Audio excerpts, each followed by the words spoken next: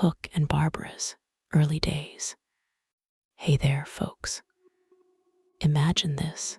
You're sitting on your front porch in a quiet suburb of Omaha, Nebraska, sipping on a cold iced tea, watching the fireflies dance in the twilight.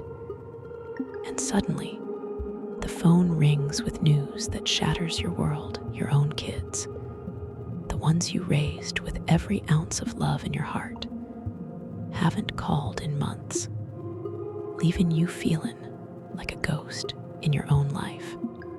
That's the gut-wrenching reality for Barbara, a 65-year-old grandma who's been mentally crushed by the neglect of her children.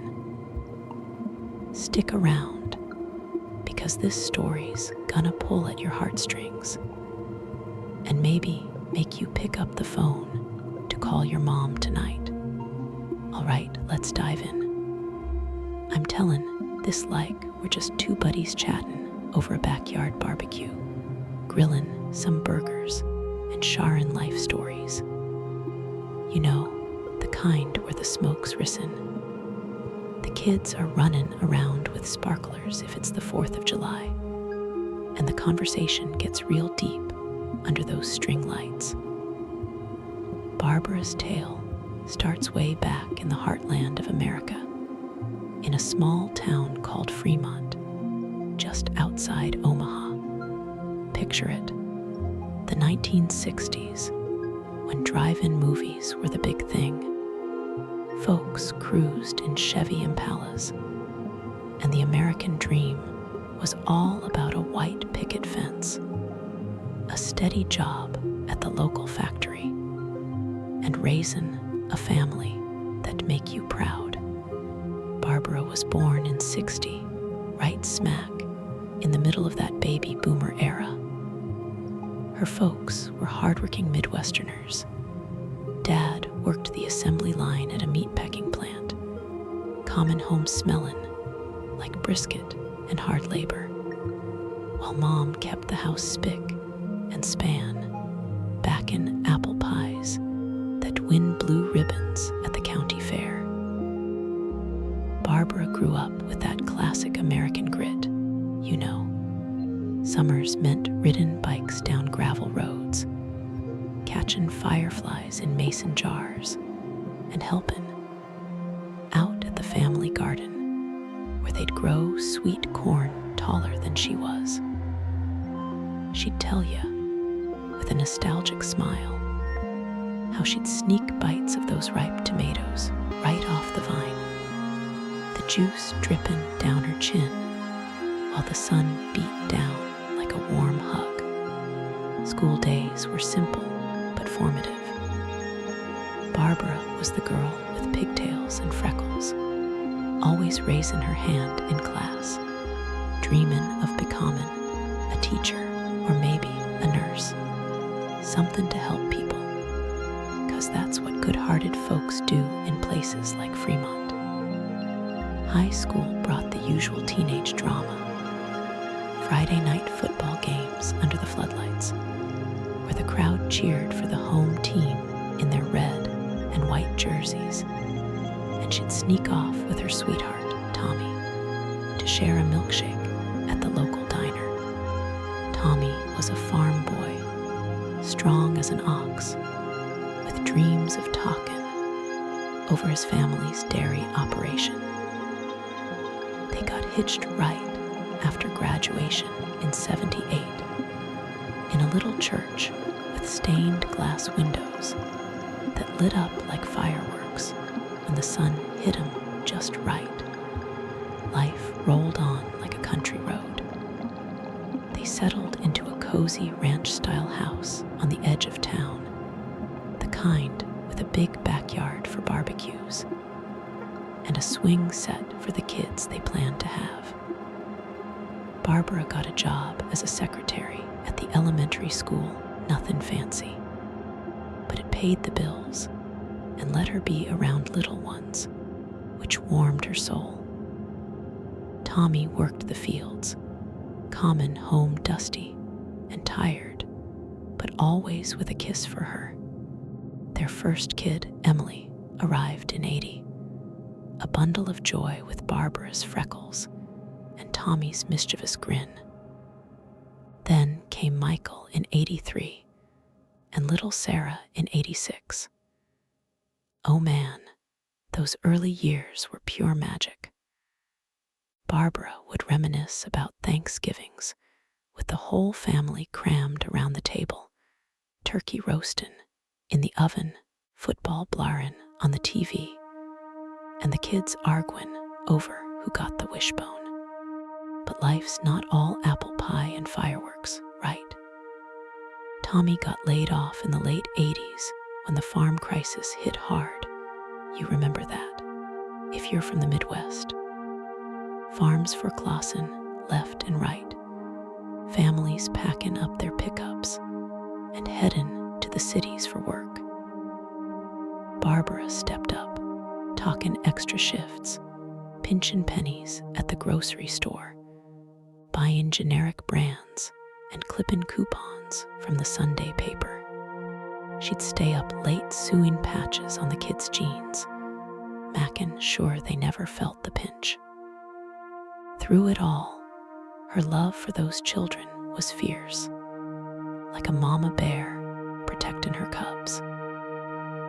She'd read them bedtime stories from dog-eared copies of Where the Wild Things Are, tuck 'em in with prayers for sweet dreams, and whisper, "Mommy loves you to the moon and back." As the kids grew, Barbara poured her heart into their lives. Emily was the artist, always doodling on napkins. At the kitchen table, Michael, the athlete, scoring touchdowns for the high school team. Sarah, the bookworm, devouring Nancy drew mysteries under the covers with a flashlight. Family vacations were road trips in the old station wagon heading to the Black Hills for camping, roasting s'mores over the fire, telling ghost stories that make the kids squeal. Barbara captured it all on her Polaroid camera, those instant photos fadden a bit now, but still holding memories like treasures.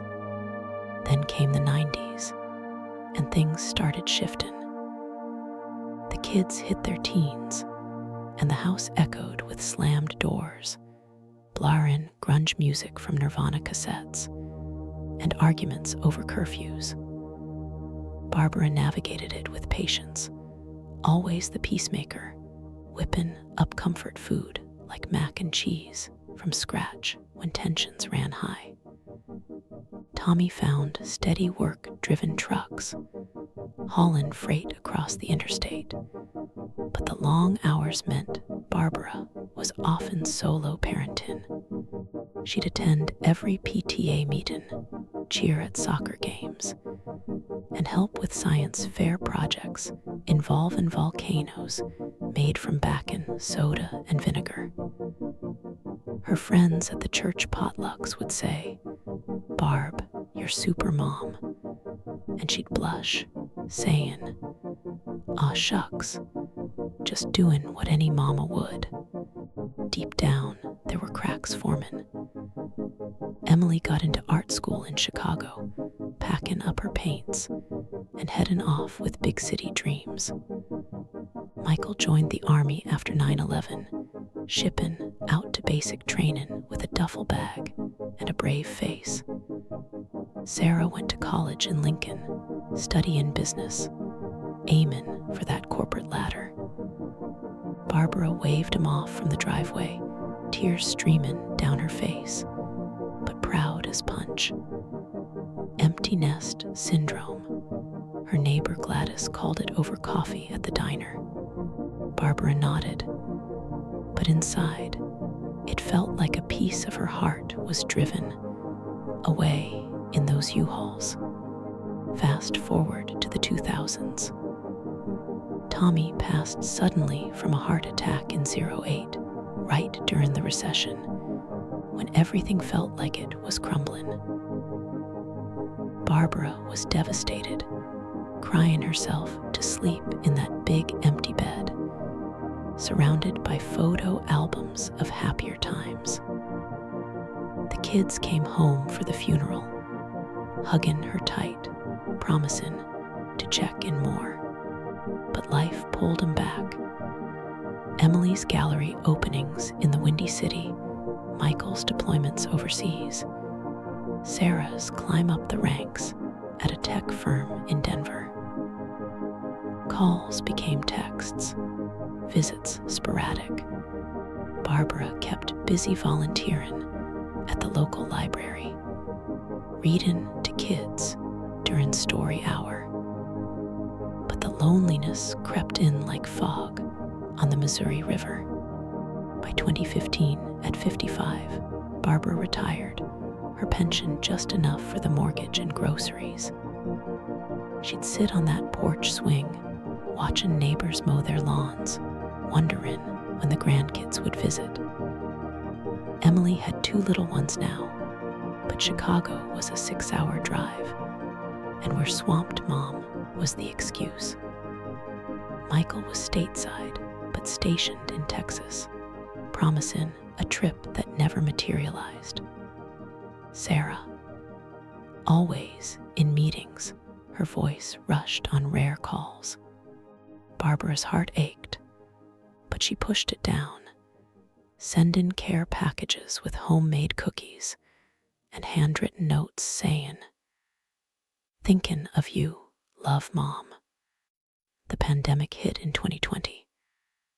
Oh boy, that amplified everything. Locked down alone, Barbara Zoomed with the kids at first, laughing at their home haircut fails and sharing recipes for banana bread. But as months dragged, the calls dwindled. "Too busy homeschooling," Emily said. "Work's crazy," from Sarah. Michael was quiet, dealing with his own PTSD. Barbara stared at empty screens, feeling invisible. She'd bake pies for no one, freeze 'em hoppin' for visitors that never came. The mental toll. It started subtle, sleepless nights, forgetting to eat, that heavy weight in her chest like carrying a backpack full of bricks. Friends noticed. At the senior center, when it reopened, they'd play bingo, and Barbara would zone out, cards unmarked. "You okay, hun?" They'd ask over coffee and donuts. She'd force a smile, just missing the family. But inside, the neglect was eaten at her like rust on an old pickup. Birthdays passed with texts instead of hugs. Thanksgiving solo with a TV dinner watching the Macy's parade. The hope faded, replaced by sadness that clung like humidity in August. And that's where our story really ramps up, friends. In the next segment, we'll dive into the emotional roller coaster of Barbara's breakdown, the highs of fleeting connections and the lows of utter isolation. Grab a tissue, it's gonna get real. Word count, 2012. # segment 2.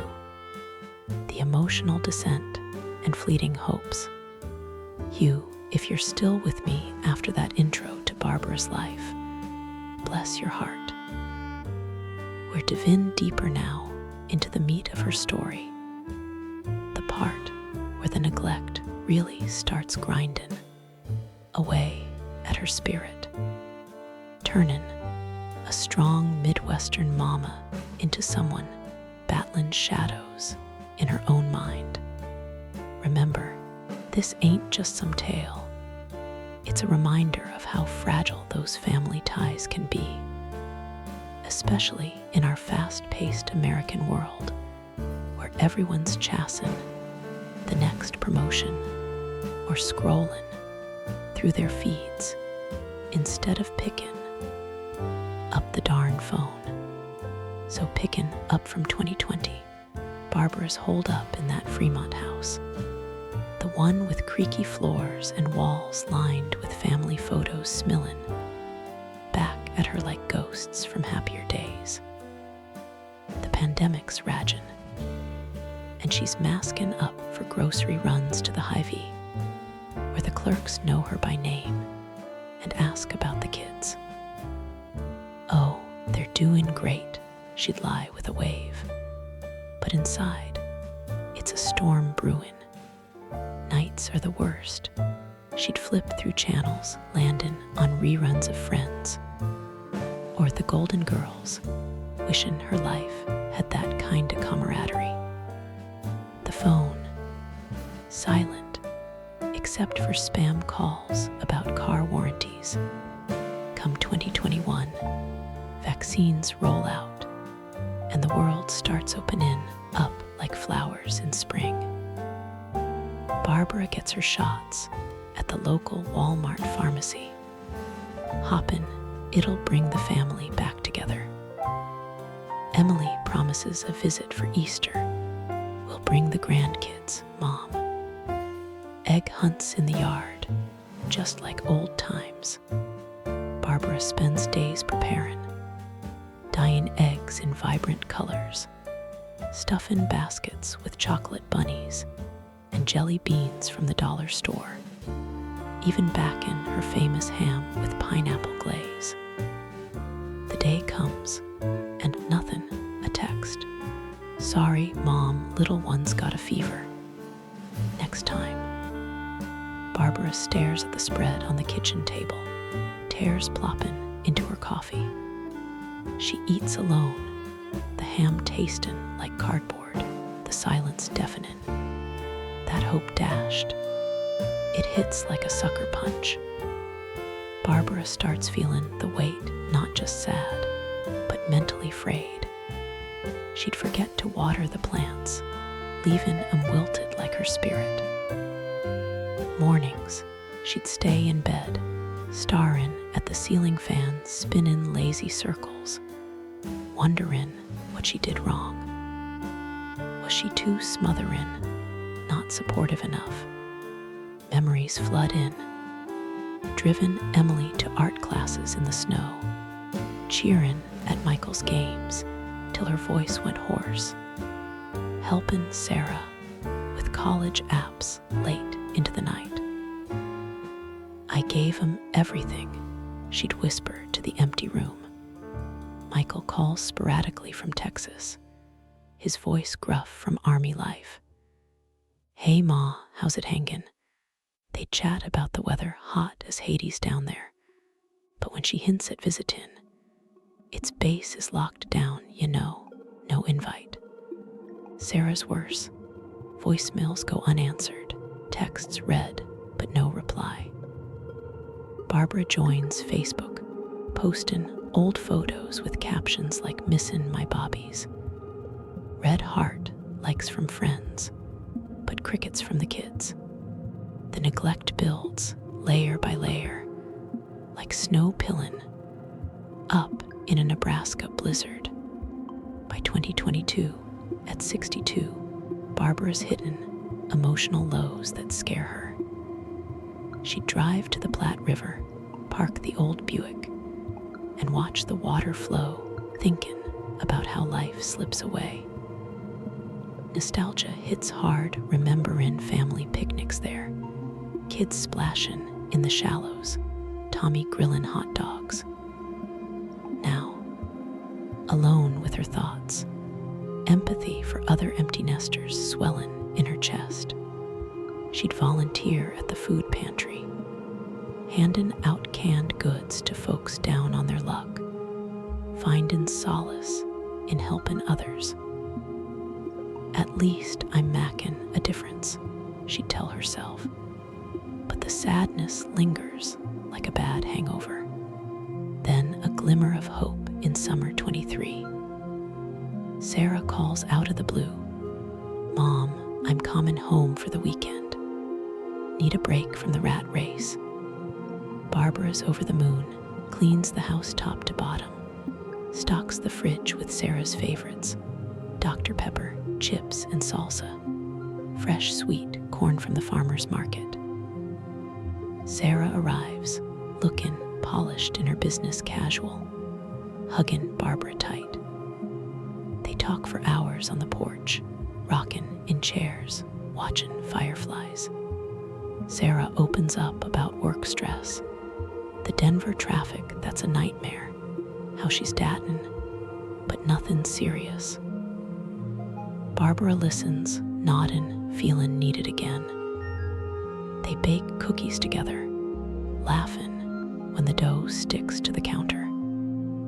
For 2 days, it's bliss like slipping into comfy slippers after a long day. But Monday morning, Sarah's gone before breakfast, leaving a note. "Thanks, Mom. Love ya. Talk soon." The house feels emptier than before. Barbara crashes emotionally, crying in the shower till the water runs cold. The high of that visit makes the low deeper, like common down from a sugar rush. She starts seeing a therapist at the community center, a kind lady named Dr. Ellis, who listens over Zoom. It's okay to feel hurt, Barbara. Neglect isn't your fault. Sessions help a bit, unpacking the grief, but the pain's stubborn, clinging like burrs on socks after a hike. Fall brings more isolation. Thanksgiving. Kids say they're doing their own thing. Barbara joins a potluck at church, bringing her green bean casserole, smilling through small talk. But driven home, tears blur the headlights. Christmas is brutal. She decorates the tree alone, hanging ornaments the kids made in grade school. Popsicle stick reindeer, glittery handprints. Gifts mailed out, but no reciprocation. New Year's Eve. Watching the ball drop on TV, Tosin. With apple cider, feeling like the world's moving on without her. 2024 rolls in, and Barbara's 64 now, mentally worn thin. She'd lose interest in hobbies. Her knit blankets pile up unfinished, books half-read.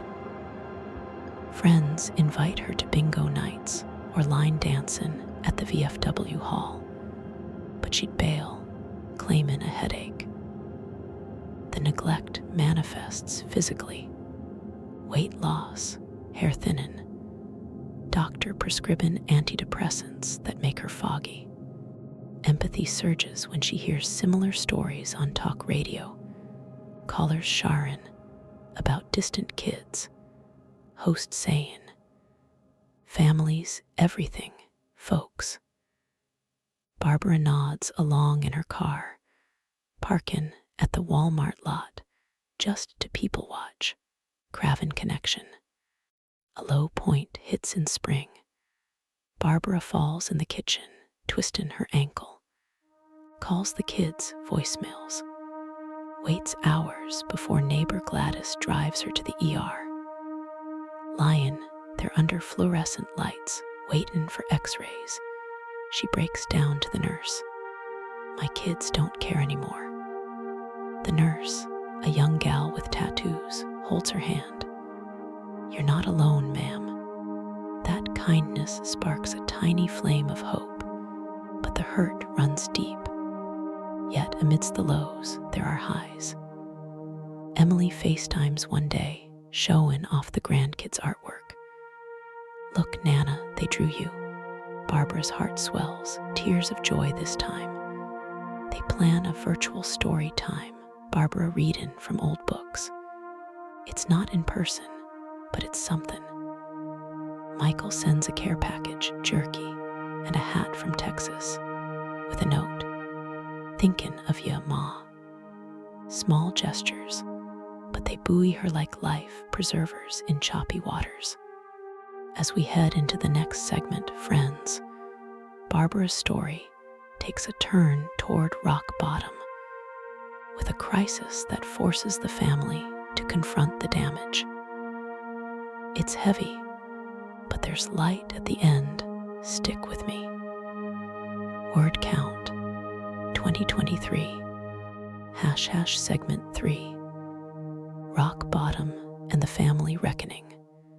Okay, deep breath, y'all. If the last segment tugged at your emotions, this one's gonna feel like a full-on heart squeeze. We're talking about Barbara Hidden rock bottom, that dark place where neglect turns into a mental health crisis, and how it finally shakes her kids out of their complacency. This part's raw, like Sharon confessions around a campfire on a chilly autumn night in the Rockies. Stars twinkling overhead, the crackle of flames mirror in the crack in your voice. By mid-2024, Barbara's 64 and change, and the isolation's morphed into full-blown depression. She'd wake up to birds chirping outside her window, but the joy's gone, replaced by a numbness that makes getting out of bed feel like climbing Everest.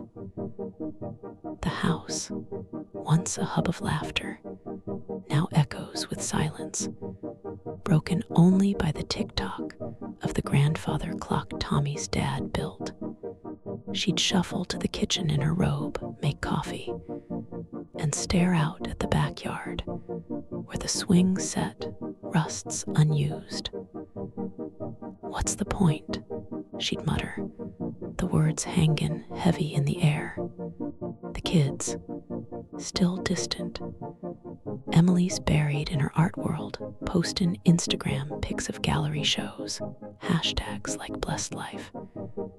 Michael's back from another tour, but drowning in his own issues, VA appointments, nightmares keeping him up. Sarah's climbing that ladder, jet-setting for conferences, her LinkedIn glowing with promotions. Barbara's texts go unread. "How's everyone? Miss you." No replies. She'd scroll their socials, seeing vacations to Disney or ski trips to Aspen, feeling like an outsider in her own family album. The breakdown creeps in slow, then hits like a freight train. One rainy October afternoon leaves turning gold and red, the kind that crunch underfoot on Midwest sidewalks. Barbara collapses in the living room. Heart racing, breath short. She thinks it's a heart attack like Tommy's. Calls 911, trembling hands dialing. Paramedics arrive, sirens wailing through the neighborhood, neighbors peeking from curtains. At the hospital, docs say it's a panic attack triggered by stress. "You need support, ma'am," the ER doc says, handing her pamphlets on mental health. That's the wake-up call, but not for the kids yet. Barbara checks into a short-term program at the local psych ward, voluntary, just to get stable. The place is sterile, but the group therapy's eye-opening. Sitting in a circle with other seniors, sharing stories of abandonment, she feels less alone. "My son hasn't visited in years," one man says, voice cracking. Barbara nods, tears flowing, empathy washing over her like a warm blanket. Therapists teach coping skills, journaling, breath-in exercises, even yoga classes where they stretch to soft music. Discharged after a week, Barbara's fragile but determined. She emails the kids a long one, pouring out her heart. "I feel forgotten, like I'm fatting away. Please, I need you." Emily responds first. "Oh, Mom, I'm so sorry. We'll fix this." A video call follows, all three kids on screen, faces guilty. Michael admits, "I've been dealing with my own stuff, Ma. Didn't realize." Sarah chimes in, "Work's consumed me. That's no excuse." They promise change, weekly calls, a family reunion. Hope surges like adrenaline. Thanksgiving 2024. They all come home. The house buzzes, grandkids runnin' wild, laughter fillin' rooms, turkey aromas waftin'. Barbara's in her element, mashin' potatoes, tellin' stories of their childhood antics. Evenin' walks around the block, leaves crunchin', sharin' dreams and regrets. It's emotional highs, hugs that linger, tears of reconciliation. I love you, Mom, they say, and she believes it. But life's tricky. Post-holiday, the momentum fades. Calls happen, but sporadically. Christmas brings gifts via Amazon, no visits. By early 2025, Barbara's backslidden. The neglect returns, subtle at first, missed birthdays, forgotten anniversaries. She'd attend support groups at the senior center, sippin' weak coffee, listening in to others' tales. Hang in there, Barb, they'd say, patting her hand.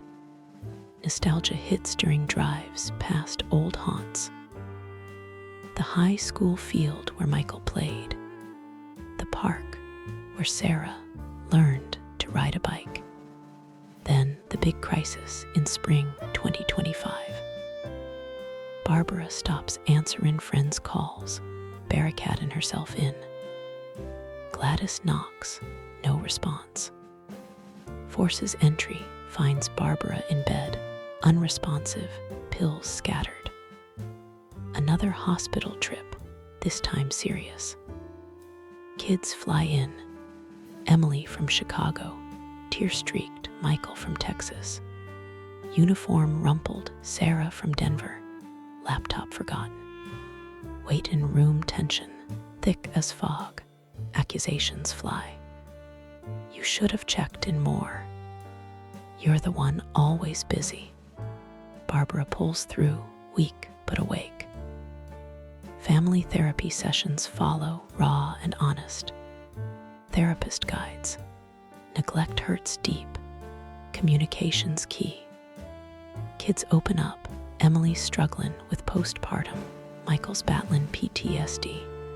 Sarah's burnt out. Barbara shares her pain. I felt invisible, like I didn't matter. Tears flow, hugs mend. They vow real change, scheduled visits, group chats, even therapy together. The emotional arc peaks here, from despair to tentative healing. Barbara's discharged, home with support. Kids rotate stays. Emily brings grandkids for playdates, finger-painted messes that Barbara loves cleaning. Michael helps with yard work, mowing the lawn like old times. Sarah sets up video calls. Sharon work wins. It's not perfect, but it's progress. Barbara feels seen. H-E-R, Chinese letter liftin', like morning mist. Sadness lingers, but hope dominates. She'd sit on the porch, watching sunsets paint the sky in pinks and oranges, feeling grateful. Life's short, she'd think, but love endures. Friends notice the spark return. She's back at bingo, winning jackpots with a whoop. As we wrap this segment and head to the conclusion, remember, this story's about resilience, the American spirit of bouncing back. The final part ties it up with lessons we can all take to heart. Word count, 2018, # segment 4, healing lessons and a hopeful horizon. All right, friends, we're closing out Barbara's story now. And if you've stuck with me this far, you're a trooper. This segment's about healing, reflection, and those life lessons that hit you right in the feels, like finishing a marathon and collapsing into a hug from loved ones at the finish line. We've been through the ringer with Barbara, the neglect, the breakdowns, the reckoning. But now Let's see how she emerges stronger, with a message that resonates for all us Americans juggling busy lives and family bonds. Post-crisis, summer 2025 finds Barbara at 65, embracing a new chapter. The family's committed. Weekly Zoom huddles where they share highs and lows, like Michael's Therapy's Helpin' or Emily's Art Sold Big. Barbara's voice matters. She speaks up about feeling sidelined, and they listen. Visits ramp up. 4th of July barbecue in the backyard. Fireworks poppin' overhead. Kids roastin' marshmallows. Grandkids squealin' with delight. Barbara's grillin' burgers. Slatherin' 'em with ketchup and mustard, feelin'. The warmth of connection melt away the ice of isolation. Healing ain't linear, though. There are dips. A missed call triggers anxiety, but Barbara uses tools from therapy, deep breaths, journal in gratitudes like sunshine today, coffee with Gladys. She'd walk the neighborhood, wavin' at folks mowing lawns, stoppin' for chats about the Cornhuskers' latest game. Community steps in. Church group organizes meal trains. Senior yoga keeps her moving. Empathy flows both ways. Barbara mentors others fasten similar neglect, saying, "You're not alone, hun. Reach out." Nostalgia turns positive. She'd flip through albums, smillin' at pics of Tommy fishin' on the Platte, kids' graduations in caps and gowns. Instead of sadness, it's gratitude. We had good times. She starts hobbies anew, knitting blankets for the grandkids, gardening tomatoes that burst with flavor. Fall brings apple pickin' with the family at a local orchard, baskets overflowing, cider donuts dustin' their fingers. Laughter echoes as they compete for the reddest apple, bondin' over simple joys. By October 2025, our current time, Barbara's transformed. Mentally stronger, she advocates for senior mental health at town halls, sharing her story to packed rooms. Neglect sneaks up, but love can pull you back, she says, voice steady. The kids changed too. Emily prioritizes family over deadlines. Michael opens up about his struggles. Sarah scales back work for balance. It's a family reborn, like Phoenix from ashes. Now, the conclusion with lessons, folks. First, communication's gold. In our go-go American culture, rushing to soccer practice, grinding at jobs, don't let busyness eclipse family. Pick up the phone, say I love you. Second, mental health matters. If you're feeling neglected or neglectin', seek help, therapists, hotlines like the National Alliance on Mental Illness. Third, cherish the moments.